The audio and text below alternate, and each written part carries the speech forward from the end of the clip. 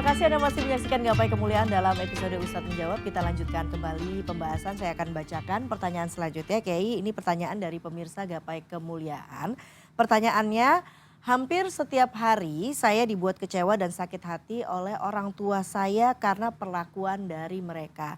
Pertanyaannya, bolehkah saya membenci orang tua saya, Kiai? Jawabannya tidak boleh. Iya. Nah, gitu loh. Jadi kalau Anda sakit hati dengan orang tua, itu kan harus kita lihat apa yang menyebabkan orang tua bersikap seperti itu. Seandainya pun ternyata orang tua yang salah, agama tetap mengatakan wasohib huma fid dunya ma'rufa. Bahkan ada orang tua yang ingin menjerumuskan anaknya kepada beribadah kepada selain Allah, diajak untuk syirik kepada Allah yang mengakibatkan neraka loh dalam Islam. Itu kata agama fala tuti'huma, jangan kamu turuti perintahnya, tapi kau tetap cium tangannya. Wasohibhuma fid dunya ma'rufa. Kalau bukan karena mereka, kita tidak ada di sini. Kalau bukan karena ibu yang membesarkan kita, karena ada punggung laki-laki yang kokoh untuk membesarkan kita, maka kita tetap wajib untuk berbakti kepada kedua orang tua. Boleh jadi bakti kita kepada orang tua itu akan membuka hati orang tua yang mungkin salah dalam memperlakukan Anda dengan cara yang membuat Anda tidak bahagia. Baiklah. Kita akan pertanyaan selanjutnya ya, Kiai ya. Ini pertanyaan dari Karyanto dari Jepara. Pertanyaannya adalah, sejak menikah saya selalu mendapatkan pekerjaan di luar kota sehingga harus berjauhan dengan istri dan anak. Pulang hanya setiap 6 bulan sekali. Apakah saya berdosa karena tidak bisa ikut mendidik anak secara langsung? Kalau bicara berdosa atau tidak berdosa, itu yang tahu hanya Allah kan. Karena ketika dia berpisah dengan anaknya 6 bulan, kalau niatannya baik, dia katakan saya ingin mendapatkan penghasilan yang cukup agar keluarga saya bisa hidup secara layak, mendapatkan pendidikan, dan itu disampaikan kepada istrinya, dan itu disampaikan kepada anaknya. Nak, bukan bapak tidak mau mendidik kamu setiap hari, tapi bapak punya kewajiban yang hari ini menurut bapak lebih penting. Bapak mencari nafkah, maka didik semampunya. Ya, artinya kalau sekarang kan video call itu nggak ada tarifnya. Kalau dia sudah satu paket berlangganan, dia tinggal video call sama anaknya. Mbak Eva, saya punya supir dulu di rumah saya. Ikut saya itu bahkan semenjak saya TK.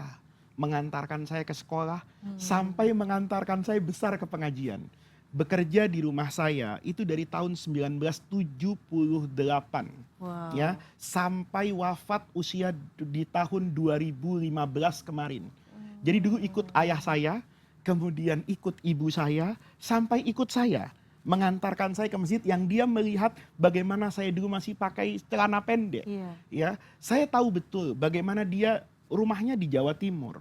Dia berpisah dengan anak dan istrinya. Tetapi sering sekali kadang-kadang nih saya di mobil ya, dia bisa bilang sama dia tunggu dulu, kita nanti setengah jam lagi baru ke sana.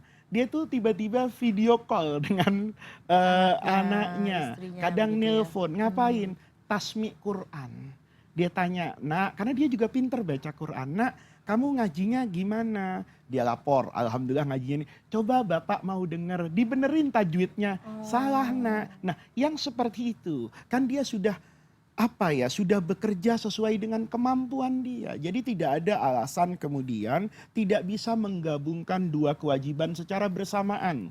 Jadi kalau dia bisa menggunakan video call, dia bisa memantau anaknya dengan telepon. Anak kan kadang-kadang butuh itu ya. Nak, kamu udah sekolah, alhamdulillah pak, ini udah mau pulang-pulang ya, bantu ibu. Ini kan bagian dari pendidikan. Jadi sebetulnya agama itu tidak kemudian membuat orang itu terkungkung dengan kewajibannya. Agama itu sebetulnya sangat fleksibel selama kita tidak menggampangkan atau juga mempersulit diri sendiri. Jadi bapak yang di Jepara, kalau memang kondisi seperti itu, teruskan Anda mencari nafkah.